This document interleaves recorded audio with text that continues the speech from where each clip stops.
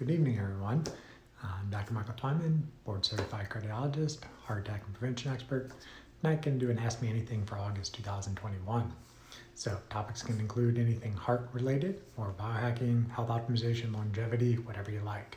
So welcome to those who are joining. Wait for a few minutes to let other people log on, but if you have questions, just drop them down in the comment box and we'll answer them at the end. A couple of people wrote in ahead of time with their questions. We'll answer those as well.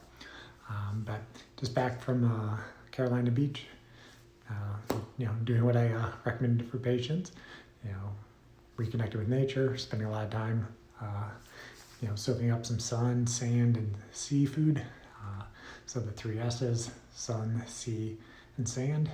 It's kind of the light water magnetism take on things and how to optimize your mitochondria. While we're waiting for the other ones to log on, I'm going to be having a health retreat down in Cancun this November, November 18th through the 21st, down at the JW Marriott. Excellent hotel, spent a couple times there. One of my most favorite hotels in the whole world. Great service, great food, and they have an excellent beach. And that's what you need for a great mitochondrial vacation. So if you're interested in that, just shoot me a direct message. I'll send you some more details, but the enrollment's going to be closing pretty soon for that, so I can get people ready to book the travel down there. So again, November 18th through the 21st, it's going to be called Helios. It's the sun god. We'll be teaching people how to optimize their mitochondrial function by reconnecting with nature, how to use sun exposure without burning yourself, why seafood's so important, how to drink optimal water, and then we'll definitely talk about stress management, sleep, exercise, and nutrition as well. So welcome to everybody who's joined. Thank you. And we'll get into answering the questions. So let's see if I can get those to pop up. All right.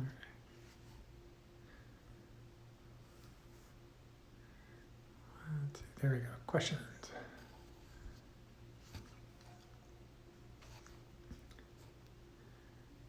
So I'm not exactly sure what this one meant. I'm going to do my best, but the question was PVCs and TVR. Are they related? What can I do on my own for the leaky valve so it doesn't worsen? So PVCs stands for premature ventricular contractions. That's when the bottom chamber, the ventricle of the heart, throws off an early beat, and usually it's felt very forcefully. You feel like your heart's skipping, jumping, or you have a really thumping sensation in your chest. So premature ventricular contractions, very common, and it can happen with high stress levels, so cortisol, adrenaline, norepinephrine. Can happen with electronic devices on your body, so EMFs, too close to your Wi-Fi router can definitely fire it off. But then there's things like low magnesium levels, low potassium levels, hyperthyroid, overactive thyroid, ischemia, not as common, but premature contractions, multiple causes, generally with a good history, physical exam, and lab work, usually get to the bottom of what's causing it. But as you mentioned, the TVR, so somebody did type in there, tricuspid valve regurgitation. The only reason I wanted to make sure that that's what you stood for is because it could also stand for trans aortic valve replacement. It also can stand for tricuspid valve replacement, which I've never seen. Be more common for somebody with endocarditis. But tricuspid valve regurgitation, what that is the valve between the top chamber, the atria, and the bottom chamber, the ventricle, on the right side of the heart. That's the side of the heart that pumps the blood to the lungs to provide oxygen. That valve leaks in probably 70% of people. And if it's more on the mild side, not a problem, you're not going to have any symptoms. But if the tricuspid valve regurgitation gets to be severe, people tend to get more short of breath. They're not necessarily related per se, unless somebody has an arrhythmogenic right ventricle, where it's got a lot of scar tissue in it. They've had a heart attack on that side. So not as commonly going to be correlated per se, but things that can potentially help it. It depends on, do you have sleep apnea, high blood pressures in the lungs that can be backflowing into the atria? That might be something to have somebody take a look at, but they shouldn't necessarily be related. All right, and then I had a question. Let's see if it'll let me do that one or not.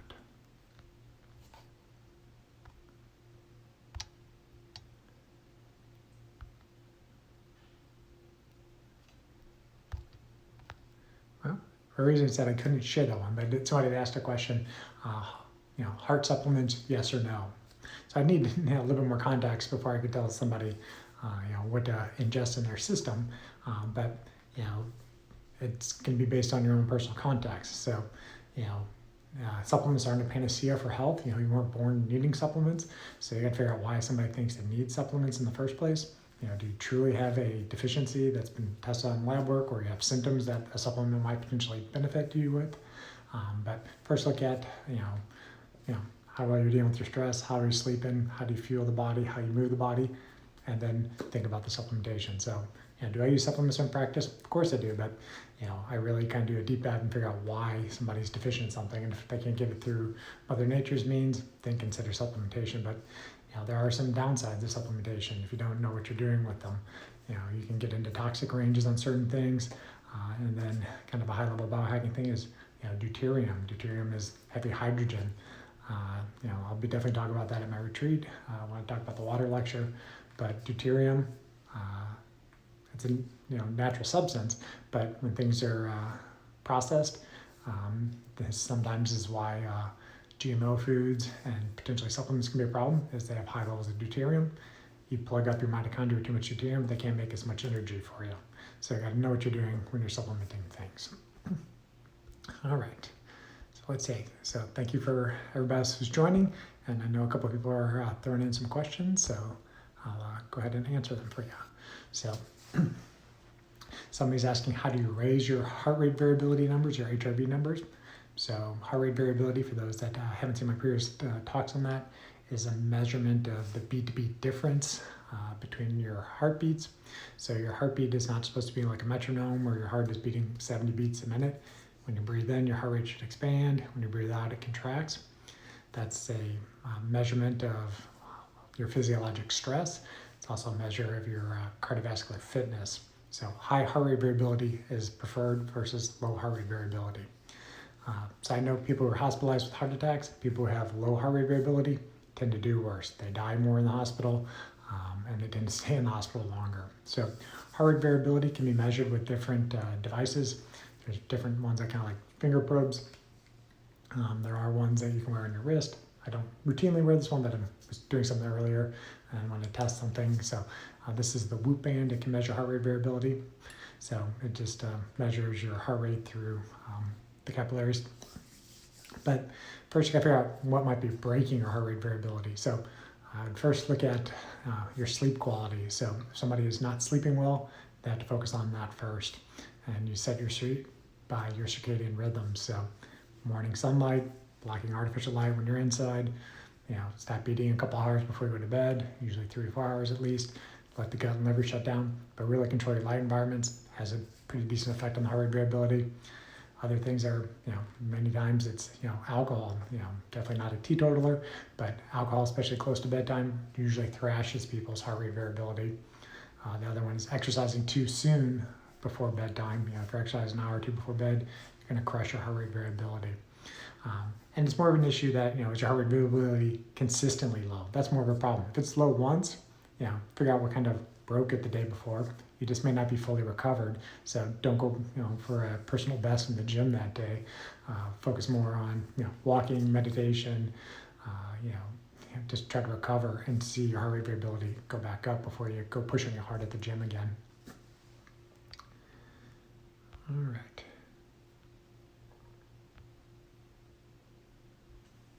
So this is awesome. So somebody says they don't necessarily have a question, but they're almost done with 75 hard. They're thanking me for the motivation. Don't thank me. Thank yourself for just pushing yourself through it, or thank Andy Frisella for creating the program. But person's on day 66 of 75. If you're almost there, it's actually, probably the actual hard time is these last 10 days to make sure you don't miss something, like missing the progress pick. So 75 hard, for those that haven't done it before or know what it is not a fitness program. It is not a weight loss competition. It is more of a mental fitness program. 5 steps you got to do daily for 75 straight days. You have to pick a diet and stick to a diet. It's not prescribed what the diet is, but there are no cheat meals, no alcohol for 75 days. You have to drink a gallon of water every single day. Just water, nothing inside the water. You have to exercise twice a day. Each session is at least 45 minutes long, separated by 3 hours. No prescription of what you have to do during that exercise. So exercise at your current capacity. So if you're a complete couch potato, maybe you're just walking. But if you're a more fit person, you do more. And one of those 45-minute sessions must be outside. And then the fourth thing, yes, that you have to do is you have to read 10 pages of some self-help book per day.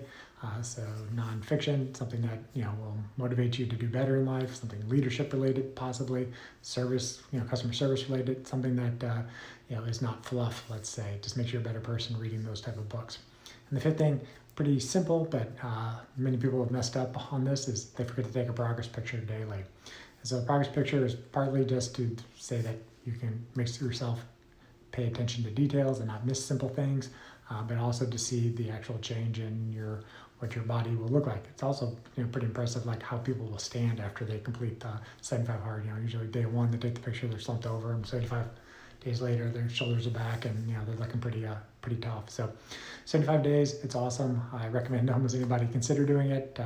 If I'm not your physician already, then definitely check with your physician before starting this program because of the exercise component to it. But most people should be able to complete it safely if they're be careful. There are phase 1, 2, and 3 if you really want to do this whole Live Hard program. It takes a full year to do the Live Hard program. I did do that about a year and a half ago. Finish up 75 hard the second time through in May of this year. I'm going to start up phase 1 sometime mid-August. 30 days, you do the same thing as 75 hard, but there's a couple add-on things: 10 minutes of visualization, 5-minute cold shower, 8 critical task or power list things per day. And I'll have to double check. I think there's one other thing possibly, but I'll be doing that pretty soon. But yeah, 75 hard, excellent for mental conditioning. All right. So somebody's asking a question like, please talk about best exercises for mitochondrial health for postmenopausal women. Person has followed my friend, Dr. Gabrielle Lyon, and has adopted a heavy resistance exercise, but wonder how much HIIT might be needed too. So yes, I'm going to definitely agree with my colleague and friend, Dr. Lyon. Resistance training is key to longevity. You need your muscles. It's more than just your organ of locomotion. You need your muscles for your metabolism. So more muscle mass, you're going to age better. But typically when people start exercising, they don't necessarily focus on the resistance training. So that's usually where I get started. Most people end up focusing a little bit too much on chronic cardio.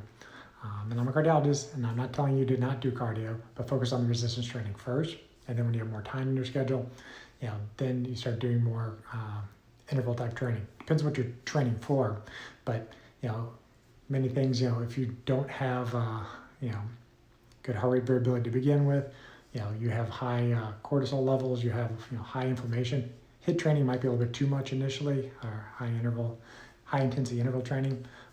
So you may want to do just a little bit more low and slow zone 2 type training, which I'll talk about in a second. But if you're a more fit individual, especially somebody who's been athletic for quite a while, they can do a little bit more of the sprint work, get your heart rate up to 70, 80% of your maximum heart rate, and let it drift back down, then sprint back up. Usually a HIIT interval is going to take maybe 10, 15 minutes max. You shouldn't need more time than that to be fully kind of gassed with interval type training. But probably try to do interval training 2-3 times a week if you have the time. But for the mitochondrial function question, that's going to be more the zone 2 type training. So I've done a previous talk on that. It's on my Instagram channel as well as on my YouTube channel. But zone 2 training is essentially at the pace where you can hold a conversation all day long. And it's something where your heart rate's going to be probably between 50 to 60% of your maximum heart rate. Actually, it's probably a little bit higher than that, but it should be more of a pace where 10 out of 10 is you sprinting for your life. There should be about a 5 out of 10 intensity. And then the real way to do it is to do lactate threshold testing, which I've personally never done, but I'm researching some options on that. It's kind of like doing a finger blood sugar test, but you prick your earlobe or prick your finger and you measure lactate levels. Your lactate levels should be under like 1.7 to say you're really in that zone. When you start getting higher lactate levels, you're getting into more aerobic type activity where your body has to burn not only fat, but you have to also start burning glycogen and sugar for energy, which when you're doing interval training, you're going to have to go into that anaerobic type phase. But for mitochondrial function, you want it to burn fat more optimally, and that's it can be at a lower intensity. Doing the zone 2 training helps your mitochondria become more efficient at burning fat, and then ultimately build more mitochondria that are efficient at doing that. How much zone 2 training? Optimally is probably 3 to 4 hours per week, and each session is probably 45 to 60 minutes. It's not necessarily the most exciting type of activity to do, but either a bike, elliptical, or treadmill are usually the best apparatuses to do those things because you keep a steady heart rate at those devices. I'm actually, after this session, going to jump on the Peloton, knock out 45 minutes of zone 2, and usually the time I fire up a podcast and listen to something educational while I'm doing it. All right. So somebody's reporting, why does your heart rate go up as soon as they wake up? Around 5:30 in the morning, all testing done says that they're tachycardic, but it's happened after COVID 1 year ago. Anything I can do? So this is not one-on-one medical advice. This is just kind of a general recommendations, based off of what I've seen in my clinical practice. But heart rate, it just very roughly is an estimate of how much stress your body is sensing at that time, or what is your cortisol, your adrenaline levels are doing at that point. COVID is one of the things that can damage your endothelium, the inner lining of your blood vessels. So if your blood vessels are like a garden hose, the endothelium is that inner lining of the garden hose. And COVID, yes, it affects your lungs, but it's mainly affecting that endothelial layer. And this is one of the thoughts what long COVID syndrome is that it's just delayed endothelial dysfunction. And so things that you can do to improve your endothelial function, it's the exercise, it's being outside in the sunlight, especially kind of the midday sunlight where the UVA rays are hitting your skin, pulling the blood vessels up to the surface, and the blood vessels will release nitric oxide, which can help with endothelial function. And then this is the reason for dark green leafies, the kales, the spinach, the rugulas, and beets. Those have inorganic nitrates in it, get converted in your saliva into nitric oxide. Then there's different supplements and medications that can also improve nitric oxide function. So that person's interested, drop me a message, and we can potentially chat about setting up a Zoom consult if that's something you're interested in doing. But heart rate definitely can be a metric that something of stress is still going on in your system. So, if you have a heart rate strap, chest strap, Polar makes a good one. The Whoop band can do pretty decent with it, or the Oura ring can do, and to see where the heart rates are. If it's always, your heart rate, for example, is 60, and then you wake up and it shoots straight up, you may be developing something called postural orthostasis tachycardia syndrome.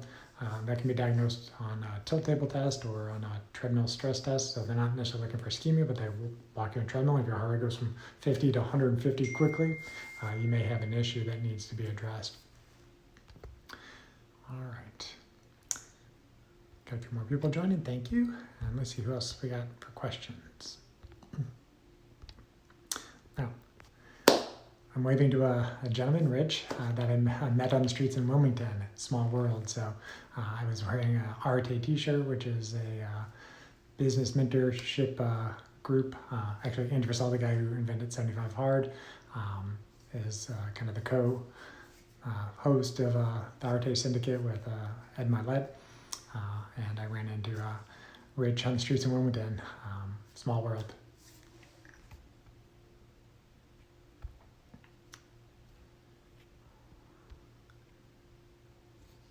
All right. I don't see any other live questions coming in. I'll wait a couple more minutes if anything pops up. But thanking everybody for their attention. Next week, I don't have a topic picked out just yet. I'm working on setting up another kind of Q&A interview sometime this month with another owner of a photobomodulation company. He's got some very interesting products hitting the market soon, which we'll discuss, and I'll talk about how he got interested in red light therapy. Apollo 2.0. So I practice Apollo Cardiology here in St. Louis. It is 2 years old as of yesterday. And I'm actually going to be expanding offices hopefully in the next couple of weeks. They're putting the finishing touches on the space. It's approximately 3 to 4 times larger than my current space for those that have seen my current space. but we're going to have an area where we can do advanced non-invasive vascular testing. We'll have another room where I will have all my little red light panels. I have a helmet for photobiomodulation to treat brain health. Have different beds, panels, everything that people want to play with. And I'll teach you about how light therapy can affect your mitochondria and improve your heart function. And then also that's going to be the room ultimately where we're going to get the VO2 max bike, so I can basically do non-invasive stress tests. So I'll tell you what your current exercise capacity is. I'll be able to dial in exactly your zone 2 exercise, so I can give people a better exercise prescription than saying go out there and exercise and when you're breathless you're pushing it too hard. I can actually tell you exactly what heart rate goals to hit, and then I can tell you essentially how efficient the mitochondria are.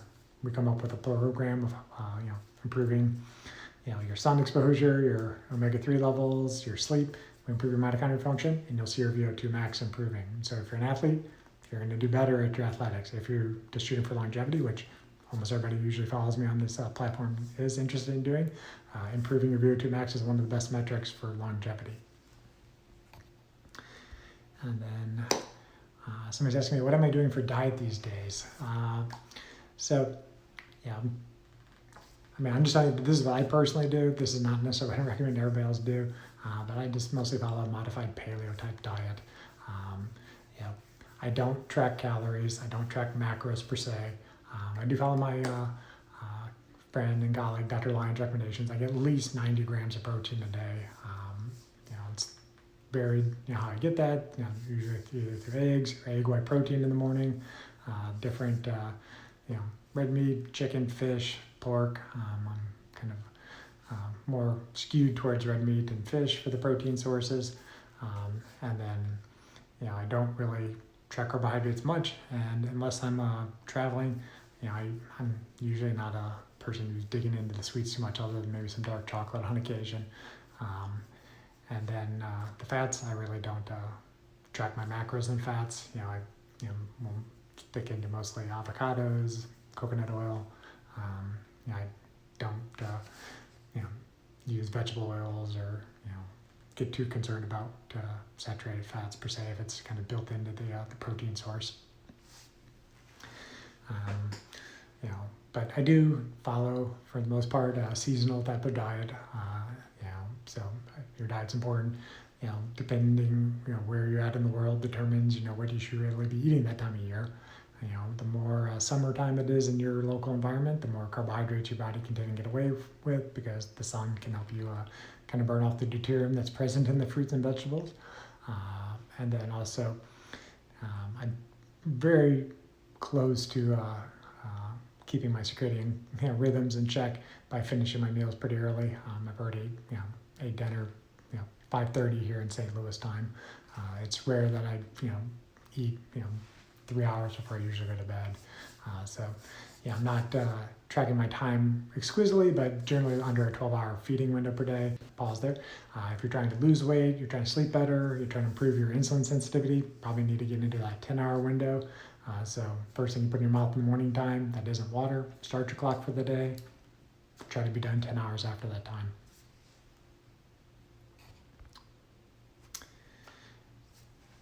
And then somebody's asking about the dates of my event. Not currently on my website. It's more on my email list. If you're not already on my email list, you can sign up on my website. It's drtwyman.com. There's a little box you put in there. I promise I'm not going to spam you, but generally once a week on a Monday or Tuesday, send out kind of a weekly update. Has a update of any videos or podcasts I've been on that week. There's generally links to any products that if I've recommend them. If people ask what are these glasses, I usually will have who I'm recommending. If there's a red light company I'm currently recommending, all that stuff will be on the website and my email list. But the Helios Optimal Health and Wellness event is going to be in Cancun, November 18th through November 21st this year. I understand with COVID, travel sometimes is going to be problematic, but forging ahead. I've been to Mexico 3 times since COVID started, and it's been a good experience so far. For the most part, getting through the systems down there. And then once you're there, the beaches are lovely, great seafood, great sun, and try to get a bunch of like-minded individuals together down there. So, if you can't make the event this November, no worries. My ultimate goal is I'm going to try to have these events pretty much quarterly for my patients in St. Louis. Or if you're not currently a patient, you just want to show up with some like-minded individuals, you're more than welcome to sign up. But the best way to find out right now is either just drop me a message on Instagram or sign up for my email list at drtwyman.com. And somebody named Avocados joined. That's great. I tend to have an avocado every day. Thanks for joining. All right. And I see Juliana joined. Welcome, Juliana. I think she had the most exciting news I had seen in some of her stories. I think her niece was, pretty close to winning a medal in swimming. So that's awesome. And when I just came back from North Carolina, we did see a couple of Olympians from Puerto Rico in the Atlanta airport, and people were asking them how things were, and they thought it was awesome. So very cool. All right, guys. Well, we're going to be about the bottom of the hour. I'll let you go for the week. If you need anything in the interim, just shoot me a message. Follow me online, drtwyman.com, and I'll be here next week. Topic to be determined, but it'll be something interesting, heart health related. And then later this month, we'll do some Q&As with some of the photobiomodulation companies. So have a great week. We'll see you guys next time.